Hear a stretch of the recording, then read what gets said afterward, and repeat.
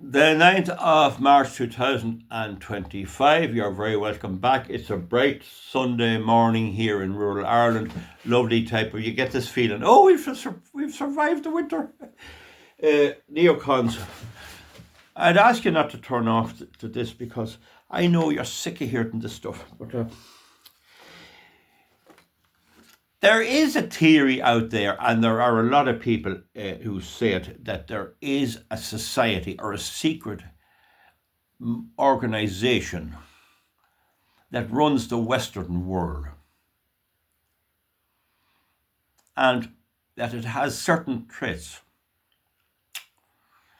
And is this true or is it not? So when I was young, the main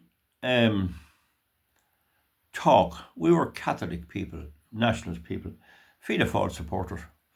The main talk was about the Freemasons. My father said they'd save you from the gallows. Now, I knew their Grand Master, he was born only 300 yards up that way. And you all belonged to him. And their family land came here almost down here to beside me. It was touching me. And I went by their homes going to school every day. I walked 3 miles to school with my siblings. And I knew them well and discussed this. No better man than me if I got in the middle of a crowd of Freemasons to question them. And they claimed they were a harmless organisation, that they were there to help out other people. And I said, how come it's all the Protestants that's in it? And they said the Pope banned Catholics from joining because of the rituals of a dagger in the sand and wearing an apron and all of this. So they claim that they have they're partners in a nursing home in Virginia, in County Cavan. And I think it has St. Joseph's or something. They claim it's all right, and it may be that they have pulled out of that. I was in the company of a very, very swanky crowd one time at a particular event. We'd say it was a dog show. Ew, swanky Irish West Brits, you know, the whole thing there. And I was there, well, to do with dogs. I'm a doggy man, although I don't have a dog now at all. But I have a cat. But there was a person there whom I knew very, very well. He wasn't a friend, and he was certainly a good old associate of mine. And many a big chat we had, and many's the cup of tea. And a row erupted over the awarding of a prize over dogs. And I always remember one of the dogs was a little whitey fella. And it got bad. And I even felt a bit embarrassed. You know, these are swanky people. Sure, if I had a dog in and some woman up the road got the prize, I'd laugh at the guy. I'd say, you cheated. I did, of course. I have bloody right. And I'd say, you're all right. You know, but this fellow was taking it unbelievably serious. I'd say he would be from the outskirts of Dublin, probably a person that'd be investing in stocks and shares and everything. And for those of you who are from abroad, there is still an unbelievably close link between the United Kingdom financial systems and Ireland. We have the standards for law, for contract law, are all English common law.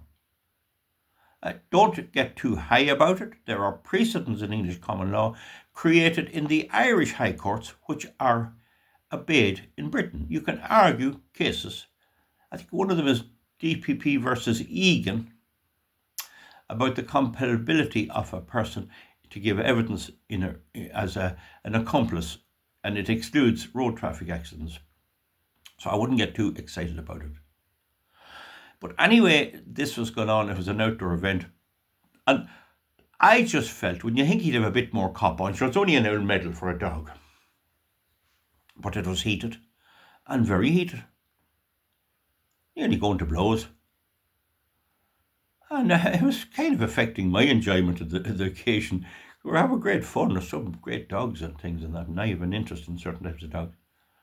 And the next thing, the man that I'm friendly with, who was over in another place, was called. He was away over another place. Someone went over, come on. And he come rushing over. And he tried to solve it. But the fellow that was aggrieved was having none of this. My dog was the best dog. And one medal here and one a medal there. So my big fellow wasn't going to do much. But I knew that my lad, I'm calling him my man, was very high up in the British English Freemasons. And it's still on the internet to this day. He was very high up. And the head of them, to my knowledge, was Prince Philip. Now, don't quote me on this. Anyway, the first thing come to my head when I saw him coming was what's he going to do? And my father told me that the Freemasons have a mark where they put their thumbnail down on you, like this. Like this, do you see? You see that? My God, if your man didn't go over and try and settle it and it wasn't going well, and my man put his hand over to shake hands with him, and your man shook hands with him, and he got the jag. And I've seen that with my own two eyes. The minute he got the jag, the whole thing ended. That message told both of them, I'm the boss of the Masonic order, I'm high up in it, and I want this settled now. And the whole thing ended. I'm a personal witness to that. Now, I'm not saying that the neocons are the Freemasons. I'm merely trying to point out to you how these type of secret societies work. The Pope didn't like them because he felt that they had a society within society, and that was against the teaching of Christ, the openness of Christian message, etc.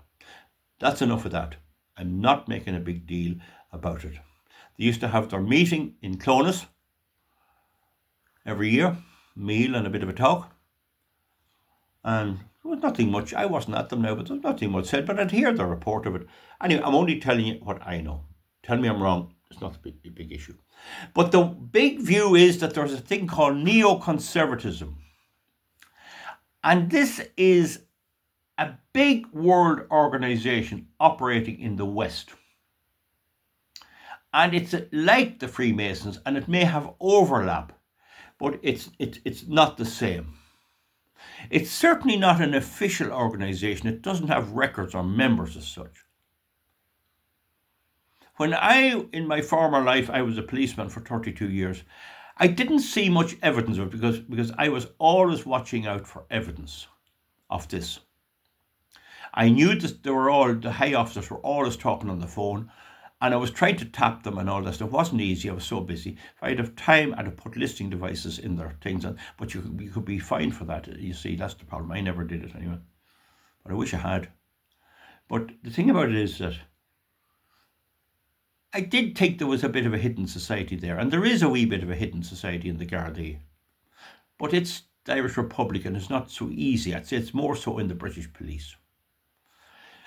Now, if this is the truth, there are definitely very cunning, and they think very like me. If I was trying to undermine you, I'd think of a way to do it. And you would never figure out what I was at. But we do know that they're in cahoots with big business, with all the richest people, with all the big IT people. And only one of the big IT people, only one of the big high-tech people come to my side. Their activities are so gross that Elon Musk decided life's not worth living this game. I don't need this. And he came down on the side of the common person. And that is a big no-no. They hate him with a vengeance. But it may be a frame of mind that they have rather than an official body. They spread round their mind, and it's round in Ireland today. And I'll be doing more videos on my viewers how to counter the stupidity you're hearing from your neighbours and from RTE. How to counter them. We'll not do it here. And so we're best assume that there is a neoconservative, New World Order, globalist, or whatever. We're best assume by their movements. If it quacks, If it goes quack quack and it has webbed feet and he lets an odd poo poo on the ground and he loves jumping into water, he's probably a duck. Fairly good chance he's a duck. Now, they hate Russia. They crave the resources of Russia. The amount of resources in Russia with minerals and all that is supposed to be twice the United States national debt. Don't ask me to quantify it. They hate it. They have their roots in London. The Freemasons have their roots in London. Definitely, even though they're very big in the United States. They say that George Washington was a Mason. I believe it was a great idea. So that's the thing about it. I know Freemasons watching me here need me to say that. I have watched them like hawks. I've watched them and eavesdropped on them for a lifetime. And I really cannot say much about them. I wouldn't, if I was the teacher, ban them or anything like that. I don't think that's the case.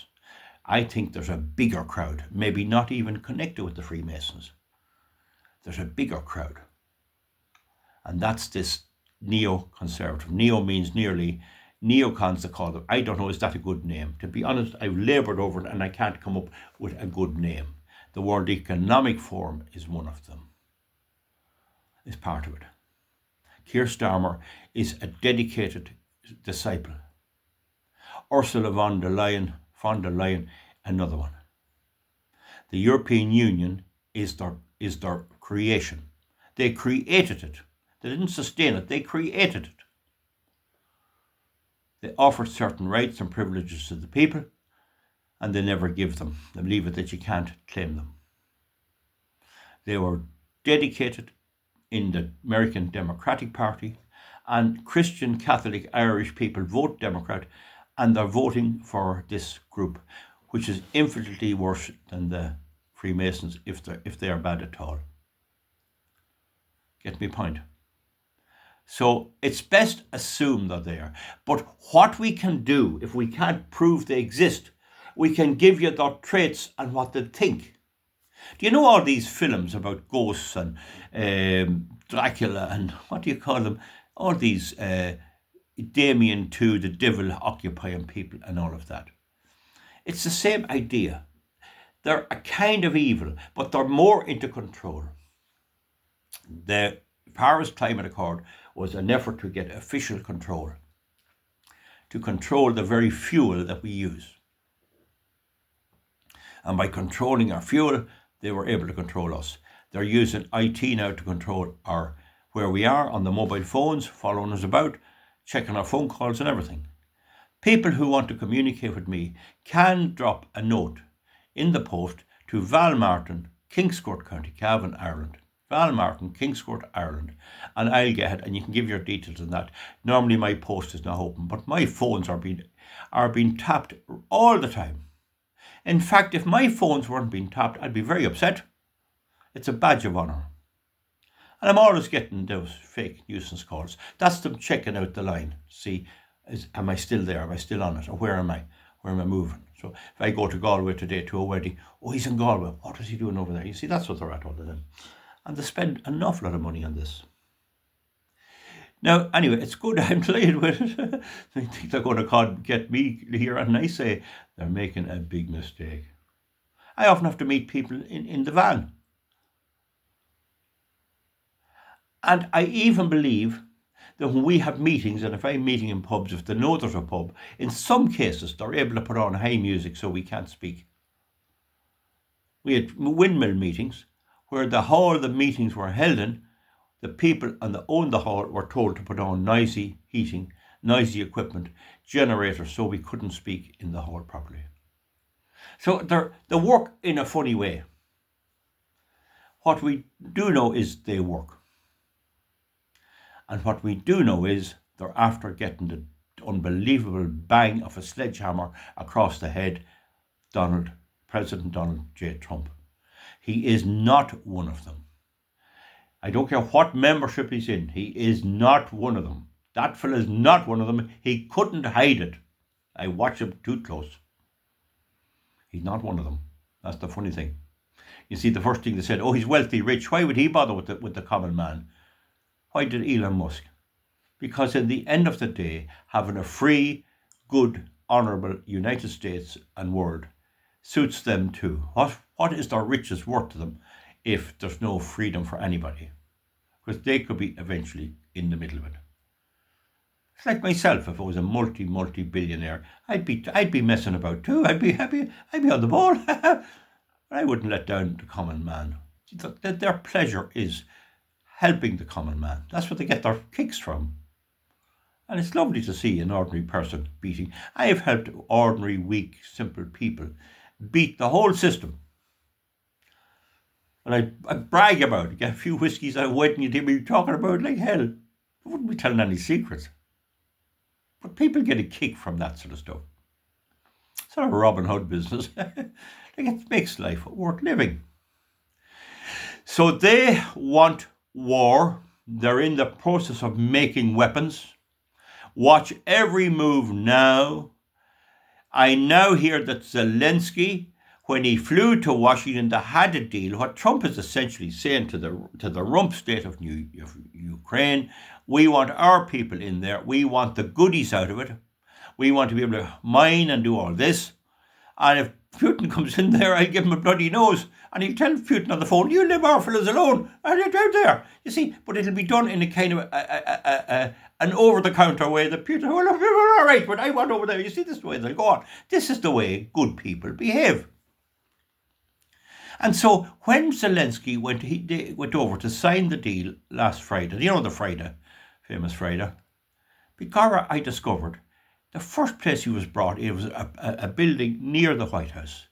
And there he met the whole US Democratic Party, all of the Republicans in name only, and representatives of this deep state or this, neoconservative group. And they, Macron went over 2 days before.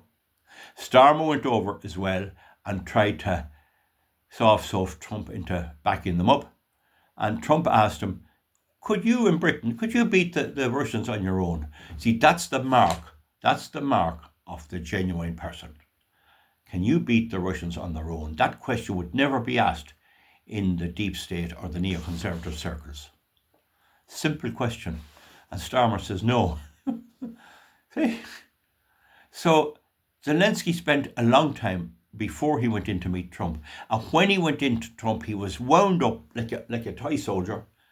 And when he went into Trump, before they went out, and Vance, he started giving them cheek.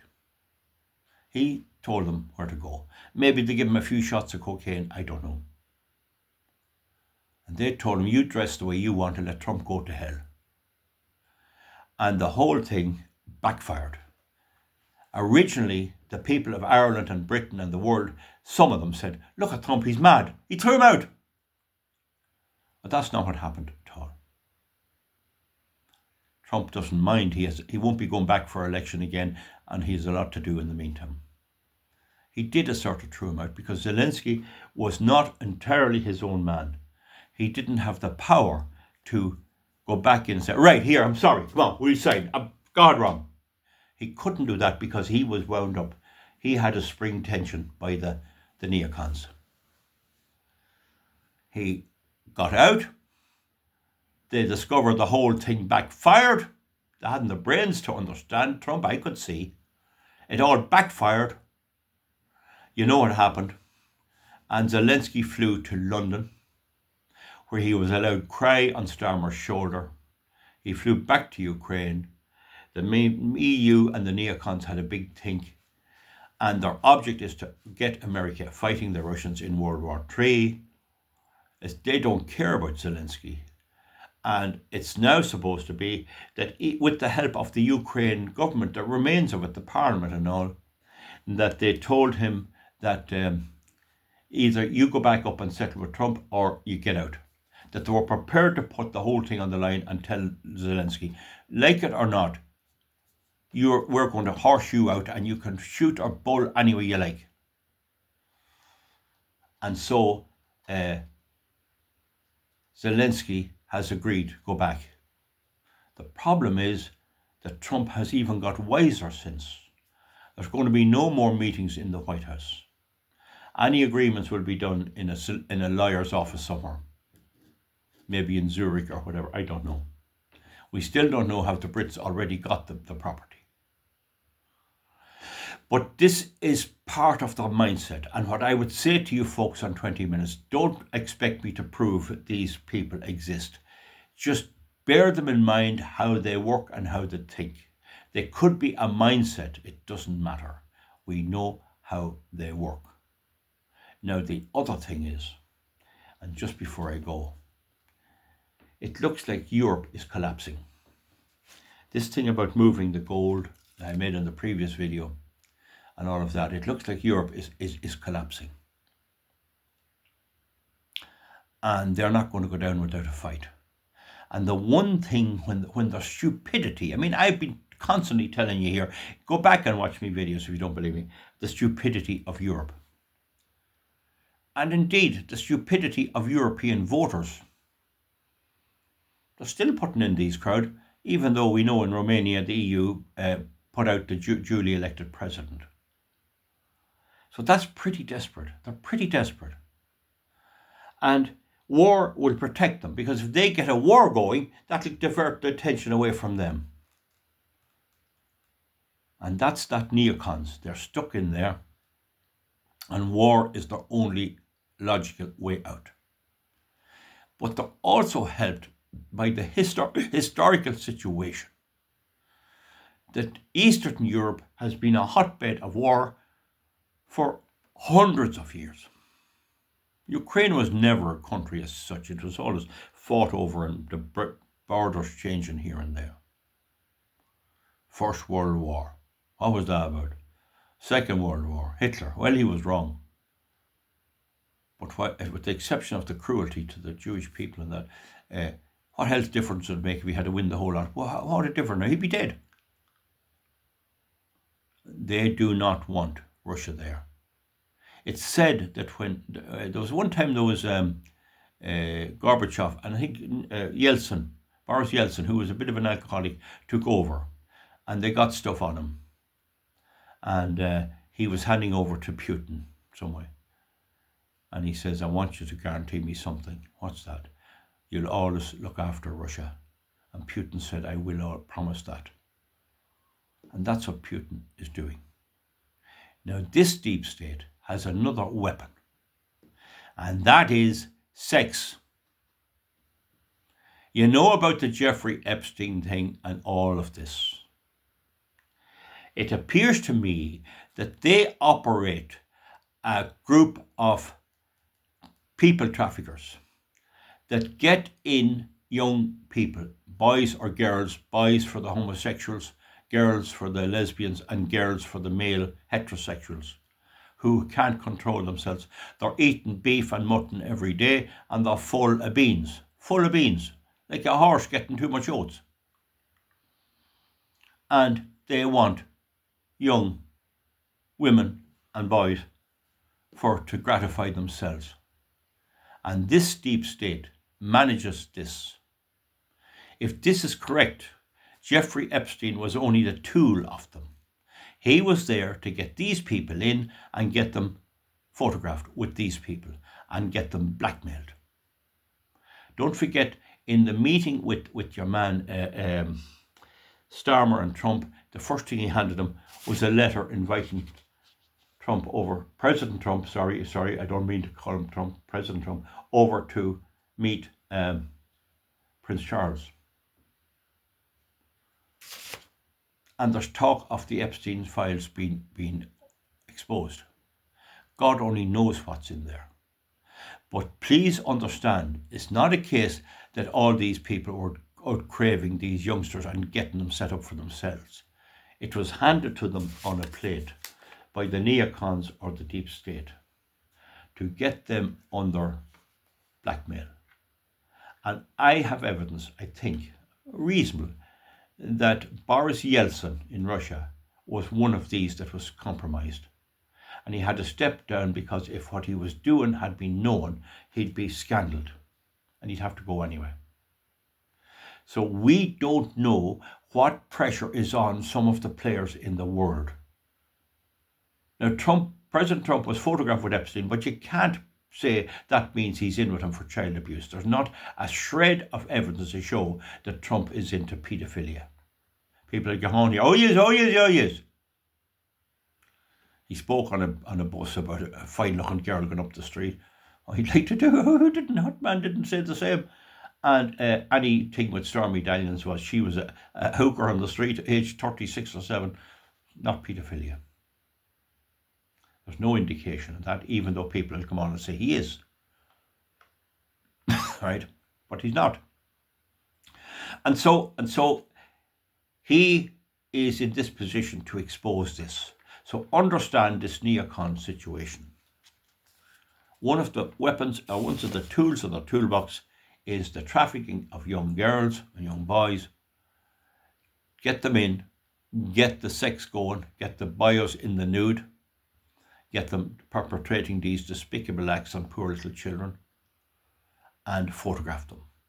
Get video evidence, and then go to them and say, you have a vote in such a chamber next week, there's the video, we want you to vote that way. And this often explains why politicians suddenly step down. Get my point? So have explained that to you. This is how this neoconservative thing works. We may never know exactly how it works. It's the same as you using the telephone. Do you know how it works? You're on the tube train. Do you know how it works? Do you know what's going on inside the engine of your car?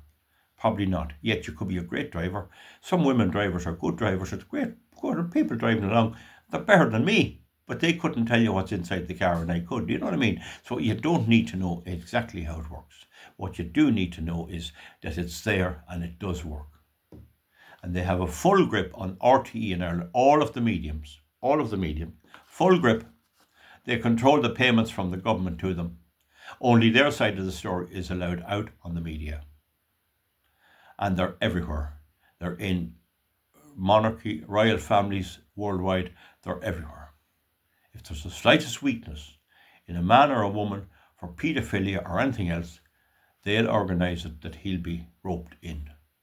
And you can be sure the walls, the ceilings will have the cameras all built in, decorated to look like something else. Okay, so there is something there. There is a neocons. We don't need to know any more than that. All we need to know is to identify it, that they can't ply their trade without the attention of an old farmer with cows in rural Ireland. Thank you very much. Comment underneath. Goodbye.